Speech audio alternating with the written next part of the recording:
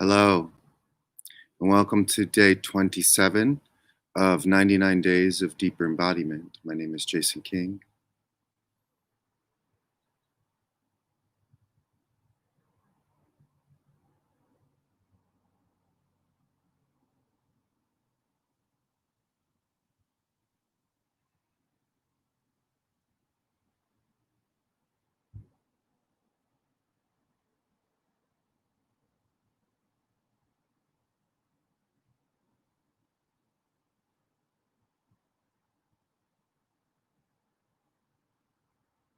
So, yesterday I began to speak a little bit about tools related to embodiment, and I mentioned mantra as one. And so, if you notice where I'm speaking at, there's often a an idea that you have some basic understanding of tools for embodiment already. So I'm not actually speaking to people that I would consider to be unfamiliar with clearing trauma and getting into the body. However, when we look at the world around us, almost everyone is unfamiliar with getting into the body and clearing trauma. I mean, when we feel into the others that are around us, almost everything that everyone is saying or doing is coming from some sort of idea, and that those ideas are often rooted in traumatic experiences from the past. So almost every movement is some sort of trauma response when we really get down to it. So um, let's just touch on that for a bit. I mean, geesh, if you're running around in your life and you have no idea what trauma is or what reaction is, what a trauma response is, then talking about deeper embodiment is not going to serve you, is it? I mean, there's a huge disconnect there about what is embodiment, because embodiment essentially, in the beginning, is just about healing trauma, getting into the body and feeling the trauma that's present within the body.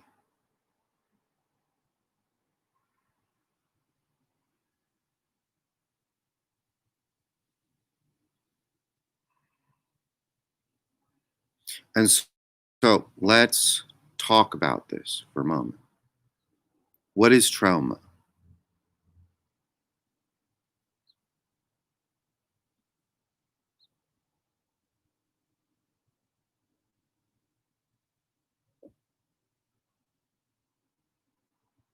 Trauma is any time something arises where I cannot wholly respond to it and feel it completely in the moment. So there's an excellent book by Peter Levine, Waking the Tiger. This is a basic introductory to how trauma affects the body. It's a very basic level. But when we really go into it, it's not just events that we might consider traumatic. Trauma is happening in the body all the time. All the time.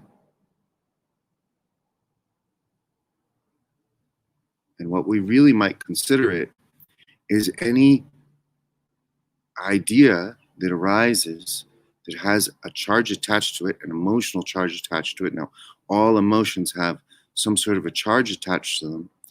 There are emotions that are very easy to feel, ideas that are light that we can feel very easily, and then emotions where it is more difficult because there's ideas around it that make it more difficult to feel through, such as loss, grief.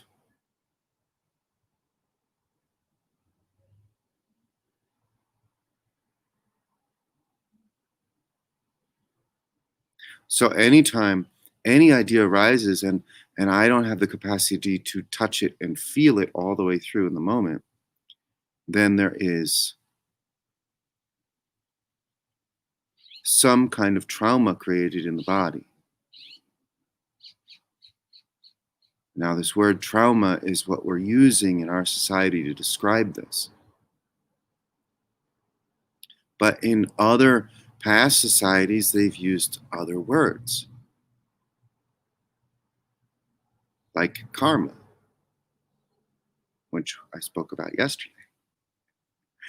Uh, and so we can really simplify it and say that it is memory that has an emotional charge. There's some sort of emotion attached to the memory.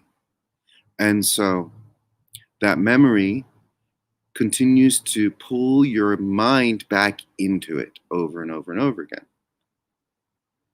Something triggers the memory and it comes back up because there is a reaction.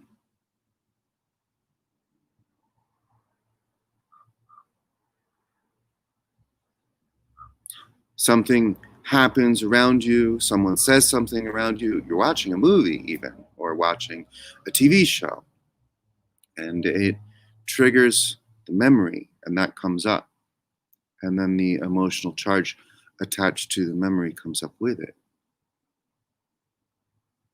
Now, in extreme cases where there's a lot of difficulty meeting the emotions there, then we can call this panic attacks or PTSD.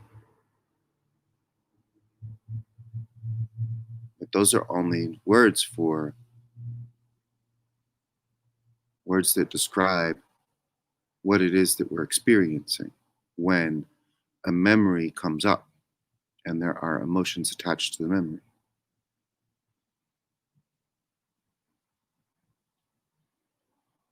Another way of describing these emotions can be debris, which is something that I mentioned in an earlier broadcast as well.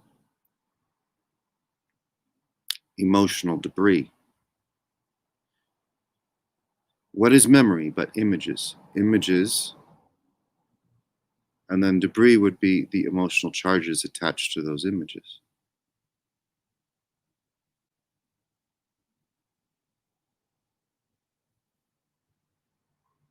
And so when we're clear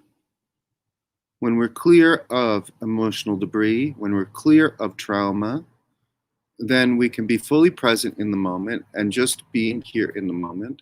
And whatever comes up, we can feel that in the moment without any resistance to it.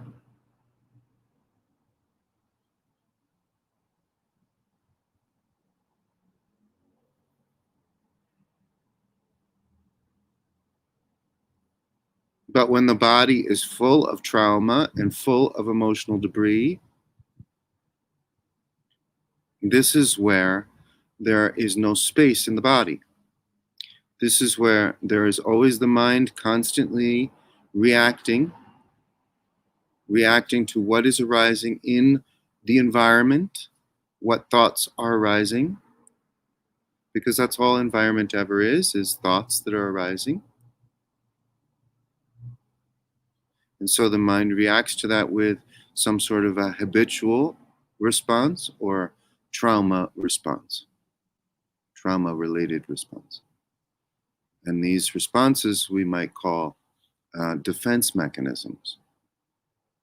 And a defense mechanism is formed when we're young and there are threats in our environment, or we feel threatened, we don't feel safe, and then we develop a response to that. For example, once I broke my shoulder when I was snowboarding right here. And after I broke my shoulder, the shoulder was in a lot of pain. And so I developed a way of being in the world where I was always guarding this shoulder unconsciously. This just became a habit. And so it became a habit in the way that I would slouch, you know, guarding myself from anyone else hurting the shoulder, or in the way that I would always present myself with this side to someone rather than this side. And so this became a trauma response, a habitual way of being, because there was trauma in the shoulder. And the trauma in the shoulder was so deep and so painful that it's still in this body today.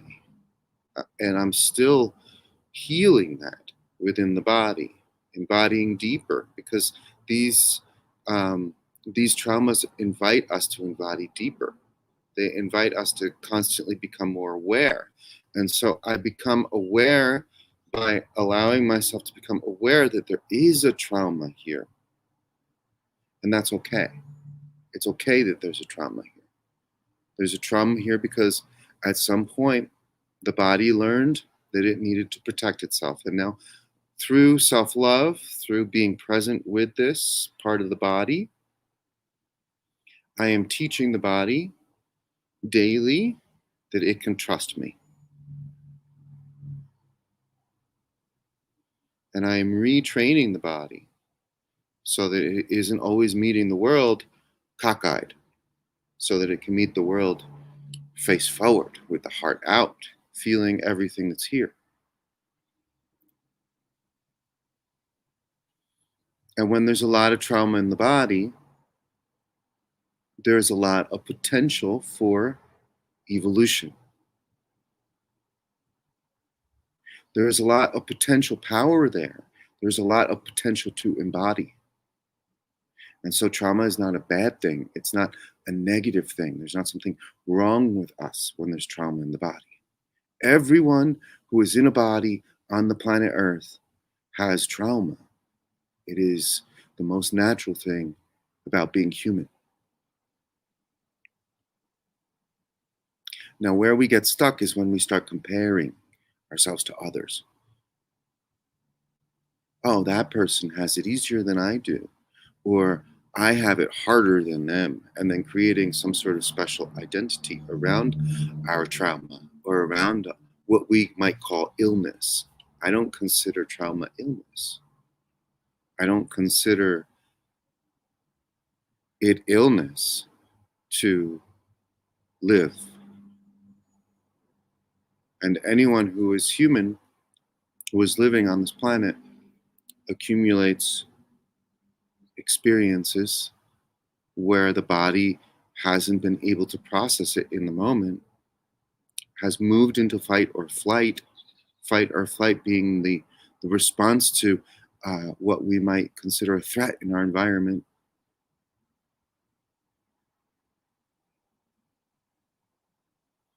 This is a natural thing.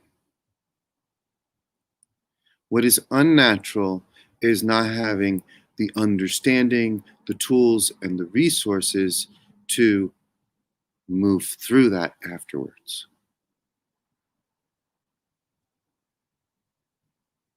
When I was training with indigenous healers, there was an understanding around this.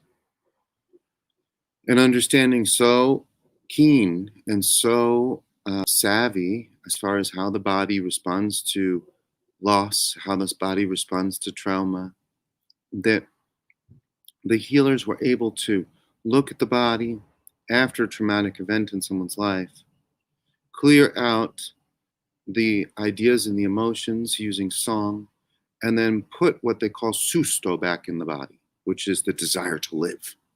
Susto. And sing that back in.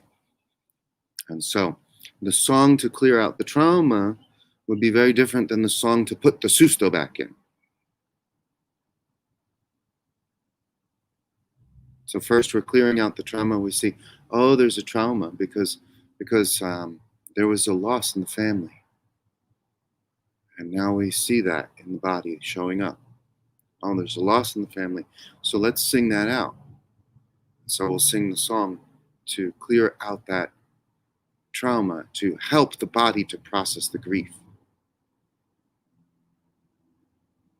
to help the body move through the heart and process that grief fully and completely so that it doesn't build up, so that it doesn't backlog.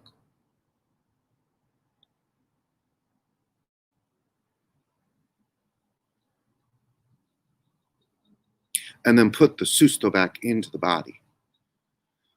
Susto. Shuna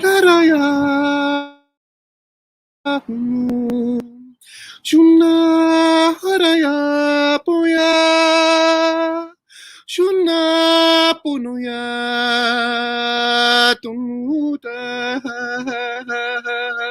Shanaya puyana yana. Shunuya puyana na. Pondea hurirayana. Pondera hurirayana. Pondera hurirayana. Known as susto, is a lightness. It is a lightness, a desire to live, a desire to be here, a desire to move. Yeah, so when the trauma hits, and we'll use the example of loss because this is where almost everyone on the planet that comes from a European heritage is at, because we forgot how to process loss. And in forgetting how to process loss, then we just created a lot more wars, which created more loss. You see the loop there. So it's like we forgot that when someone passes away, they're still a part of us. They are still a part of us when they pass away. And so, and so instead of actually processing the loss and then moving back into life again, full and complete, having integrated the fullness and the richness of that person that was dear to us into us so that they always remain a part of us, no, we forgot how to do that. And instead, what we do is we keep coming back to it. Oh my God. Oh, it's so painful. I lost my grandmother. Oh my God. So painful. Oh, this happened to me. So painful. And then that creates a charge that we keep looping around over and over and over again in our body and in our life. And so if I'm feeling it come up in my body and then I'm reacting to it, I'm also looping around it in my life as well. And then projecting it at others, anyone else that reminds me of that.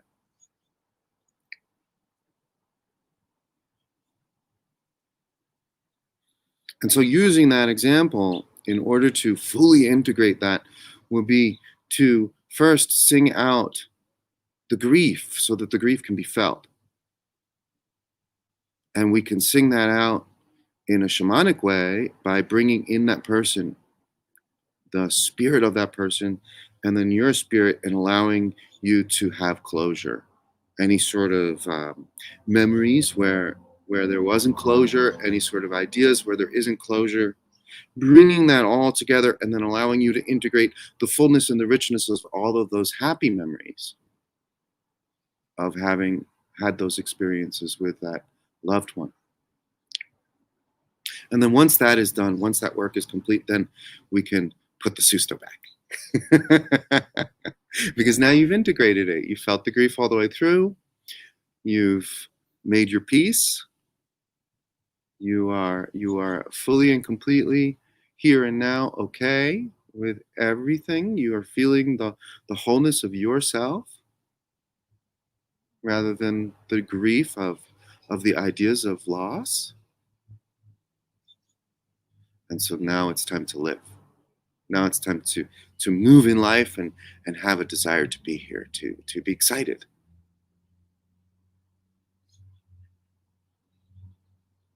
Animals process trauma intuitively.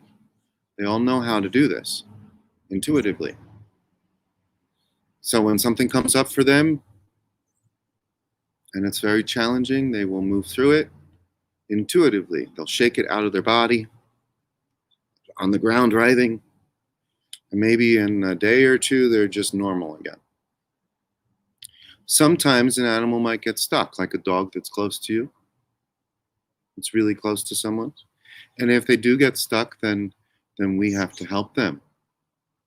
So it can happen in animals too, where there's something very heavy coming up and they get stuck.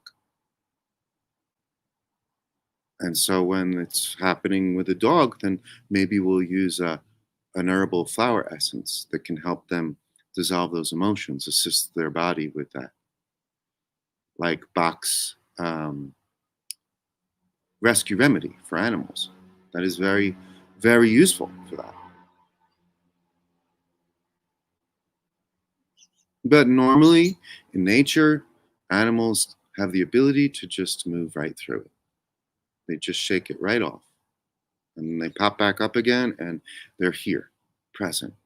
Because if they didn't do that, then a predator might get them the next time. They would no longer be useful to their group, to their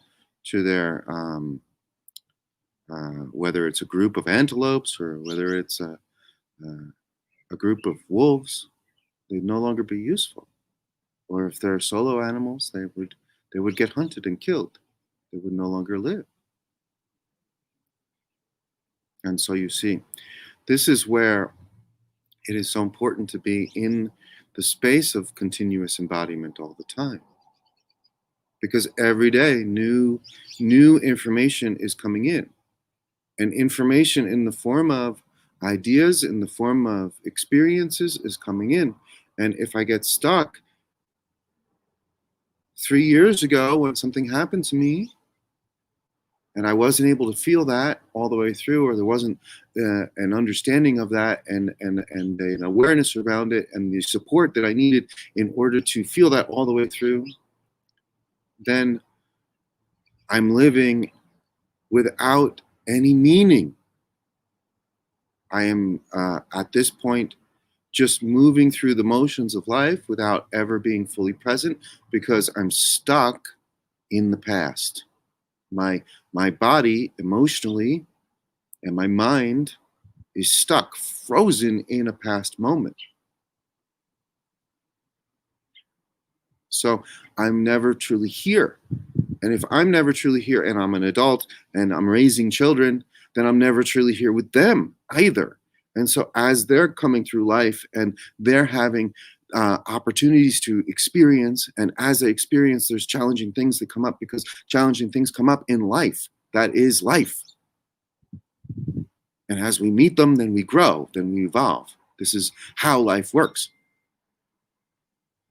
And so if I can't guide them and feel it with them and be present with them, then they get a sensation that they're all alone. They feel separate.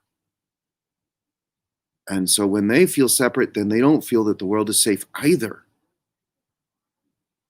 And so when they don't feel that the world is safe either, then they can't meet what's coming up either. And so this just continues the loop. It continues the loop of ignorance, where we can never truly meet life fully here. And as a parent, or a guardian, or an uncle, or an aunt, or a teacher, it is so important that you can meet life and be there for those children. Be fully present for them. Feeling what it is that they can't feel so that they don't take it on for you.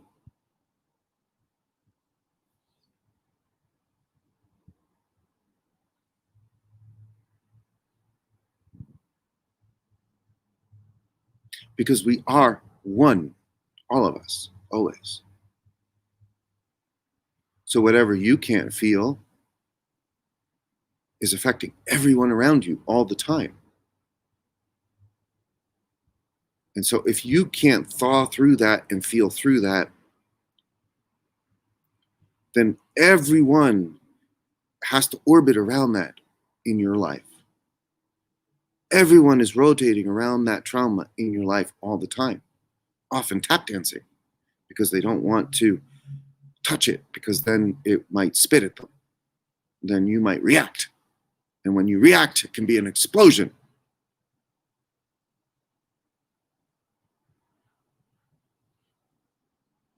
I'm sure many of us have had that experience with parents growing up. Alcoholic parents especially.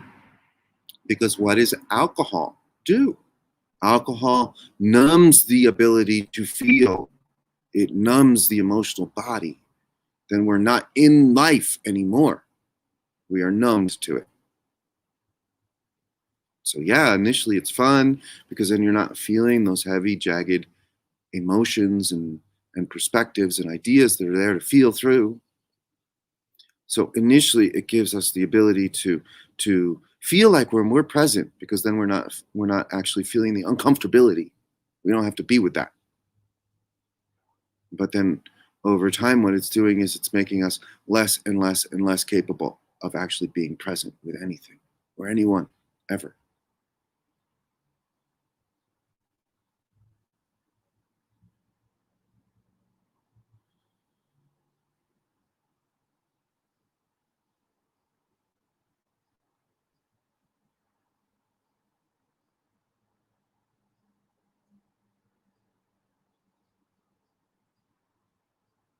The evolution that human beings experience is in the emotional body. So at this point in time on the planet, if we're not talking about emotions, if we're not addressing the emotions, then we are asleep. Then we are not aware. And when we're not aware, then what we're actually doing all the time is creating chaos for everyone around us. We're not taking responsibility for our own emotions. We're not taking responsibility to process our own traumas. We're not able to be present with others. We're not able to work in groups. We're not able to rise to the occasion of life and actually meet life fully here.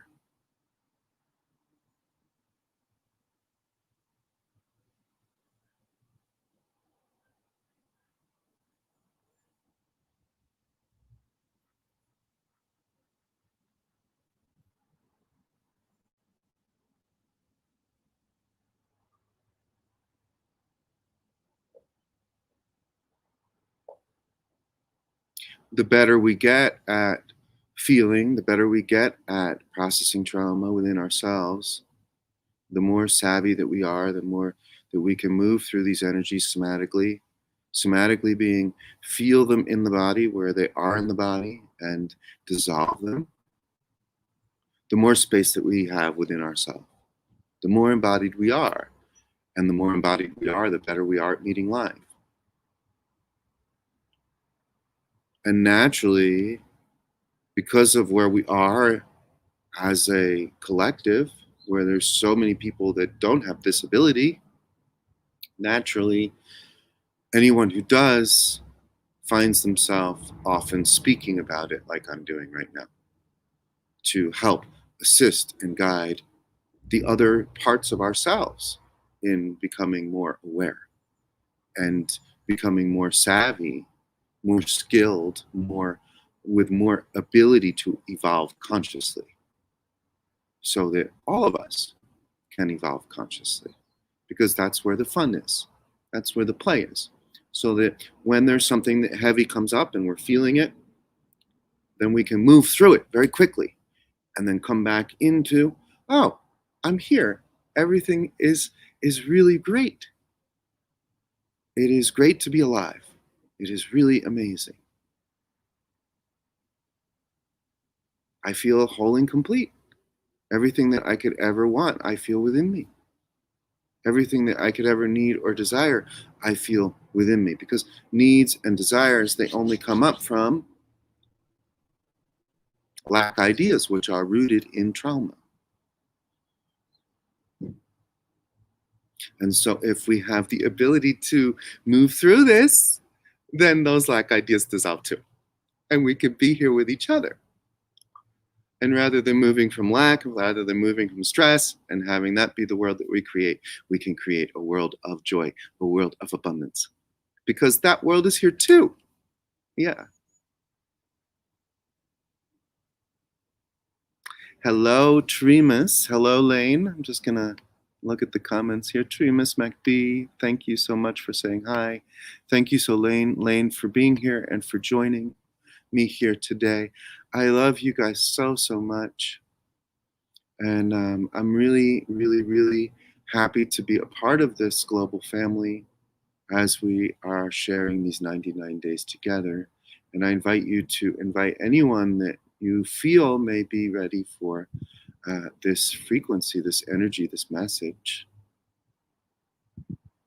to join us.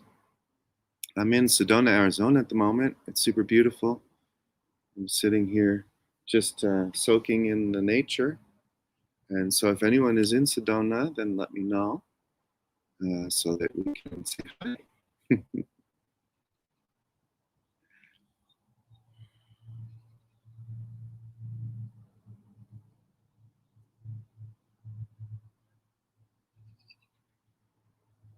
So this session today, day 27, is really gearing us up to talk about victim consciousness because it's so important today to have an awareness around this. What is victim consciousness?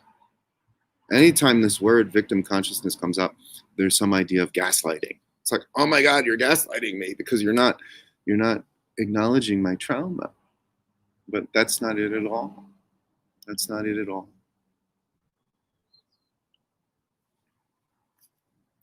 Oh, Lane, you have a friend here. Rick. Awesome. Awesome. Send him my way so that we can meet up.